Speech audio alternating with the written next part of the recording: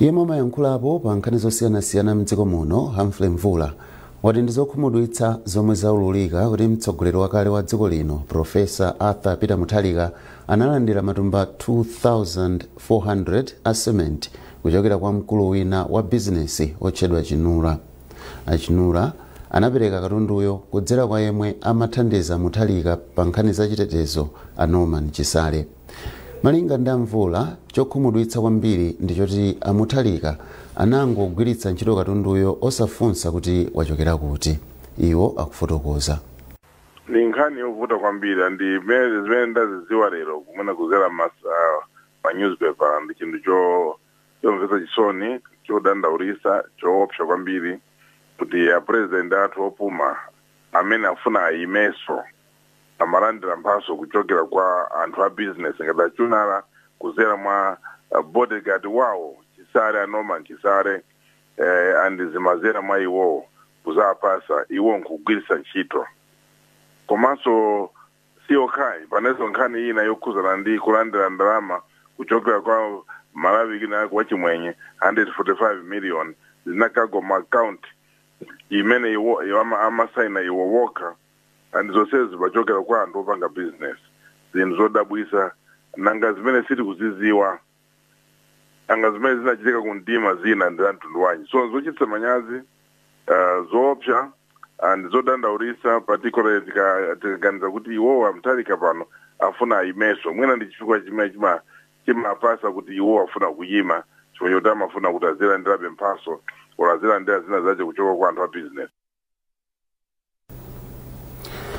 Bwalo la milandu mu mzinda wa Lilongwe lalamula kuti mlandu wa Norman Paulos Chisale udzayambenso mwezi wa Mei chaka chino. Achisale akuwazenga mlandu woganizira kuti anapeza katundu wopyola njira zomwe iwo amagwiritsa ntchito popeza ndalama ngati munthu wogwira ntchito m'boma.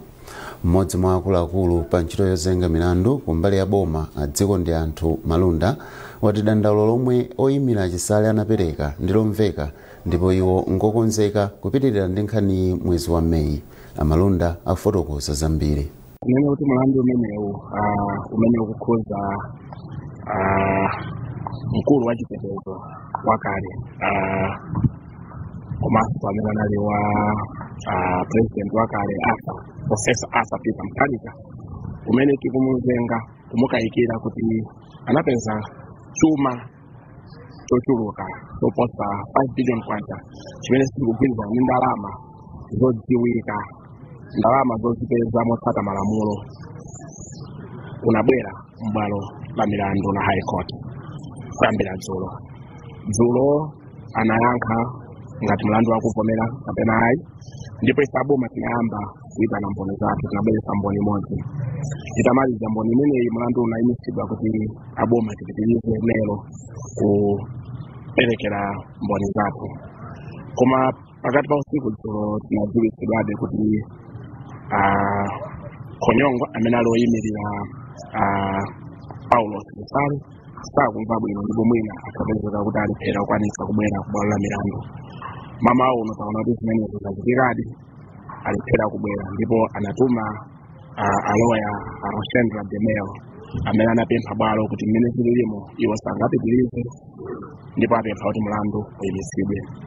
Ndipo ndizovuta kwa ife chifukwa tinali takonzeka mboni tinayikonzekeretsa komabe kuganizira kuti nkhani za matenda ndizovuta kuti ungayikirepo mulomo. Komanso Khonyongo atiwadziwa bwino ndithu kuti ndi aloya ndipo kuti ndokhazikika choncho movutika momwemo munyinyirika momwemo tinachionabe kuti ndichovuta kuti pakakamize kuti mlandu upitirire. Choncho abwalo ayimitsa mlandu kufikira pa 6 mpaka pa 9 Mei chaka chomwe chino cha 2025.